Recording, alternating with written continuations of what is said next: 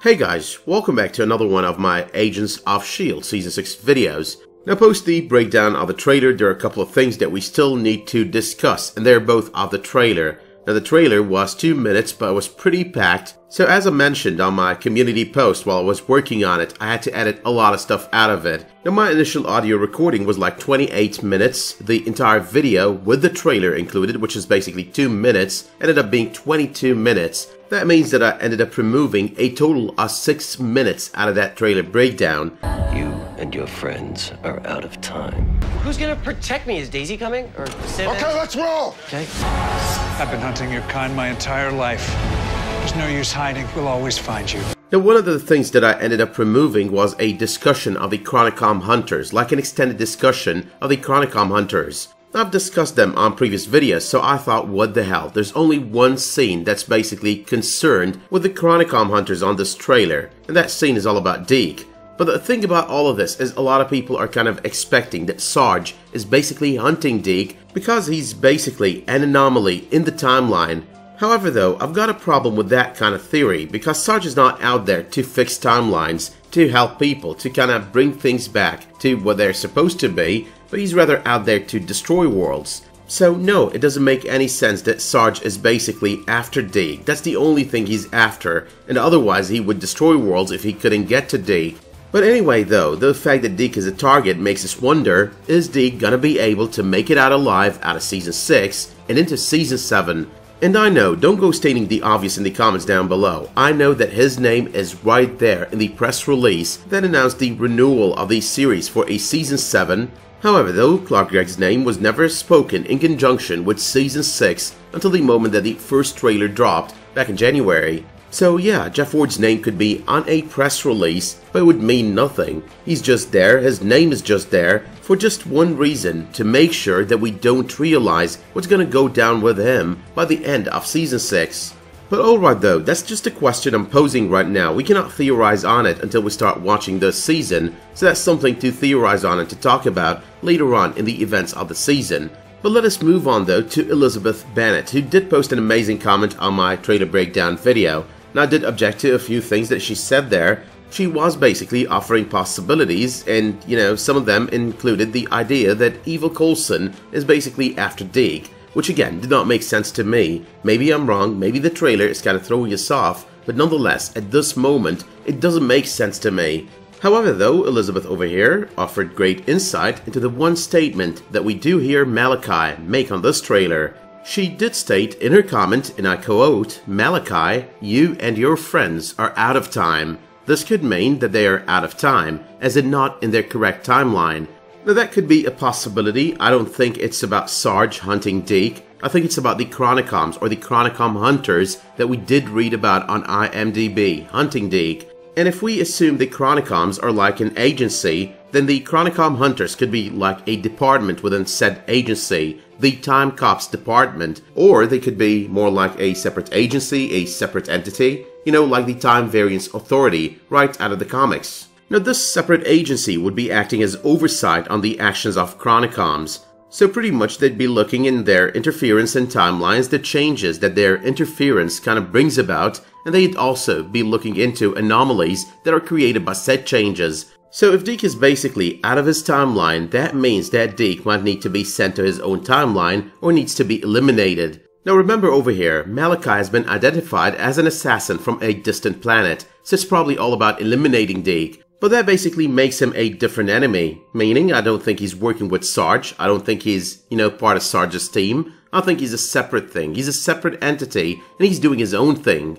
Now at this moment, I don't think they're a separate entity or separate race or whatever. I do think they're part of the Chronicom race. When thinking of the Time Variance Authority, you start thinking of their employees, the Chronom Monitors, and when you think of the Chronom Monitors, the first name that comes to mind happened to be the Chronicoms. And obviously the Chronicoms were supposed to be Chronom Monitors. The interference of Chronicoms, and as indicated on Season 5, was only in the cases of extinction level events. Well, that's the part about Deke, that's the part about Malachi, and that's the part that I think has to do with hunting Deke down. But now there's the other part, the part about Sarge, the part about the Coulson lookalike. The person that is in there is not the man that you loved.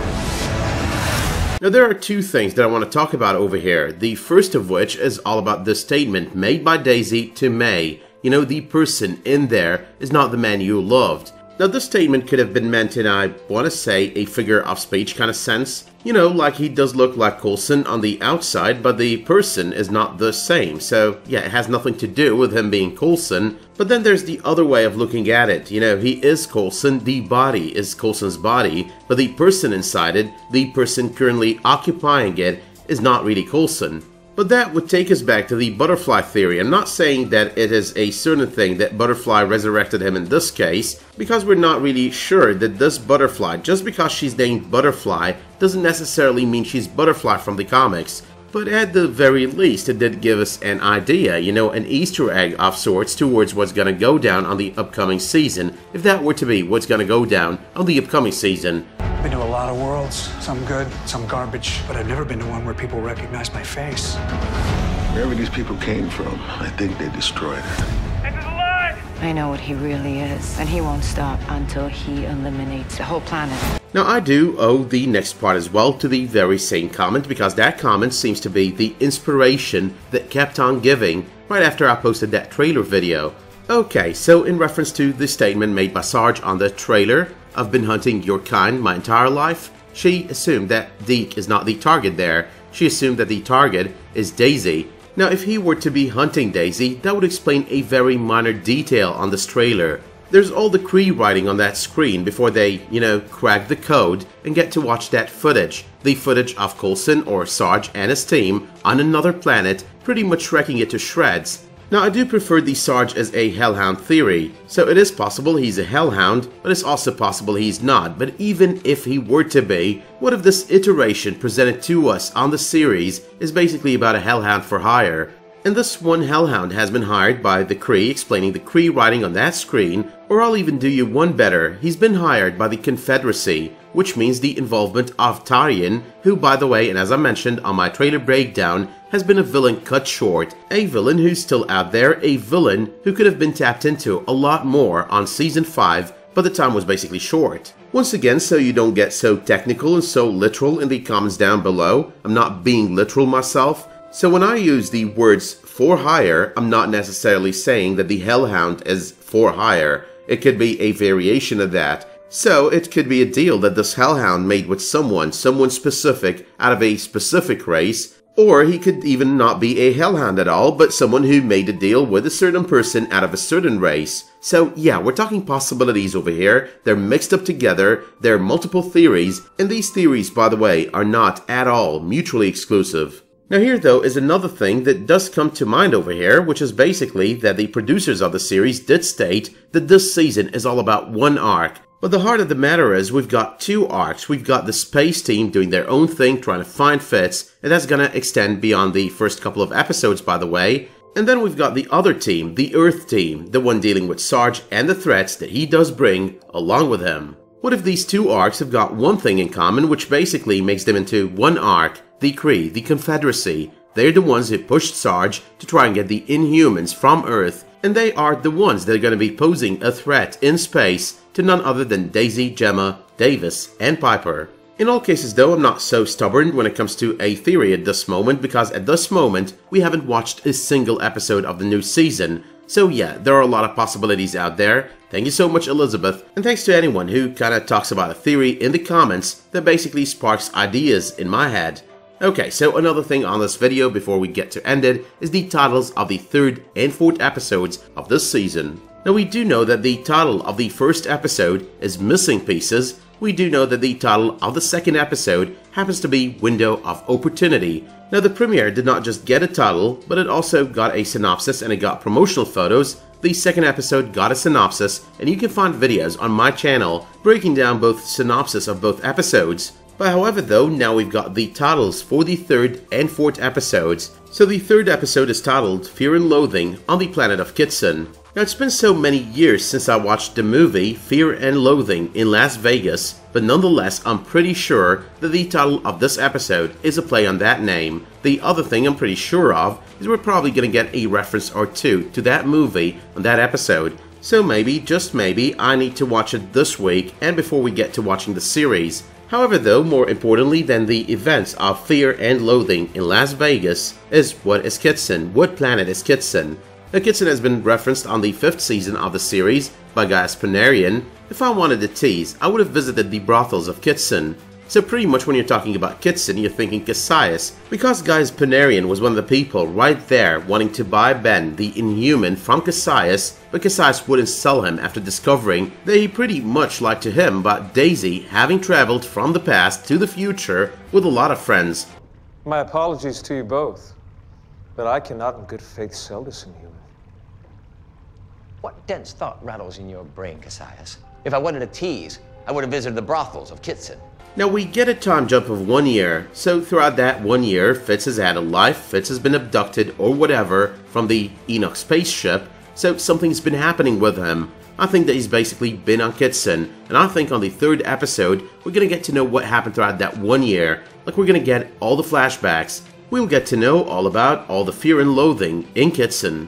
But in all cases though, and if this does connect to the Confederacy as I did state earlier, then we're basically on the right track with some of the theories that I presented on this video.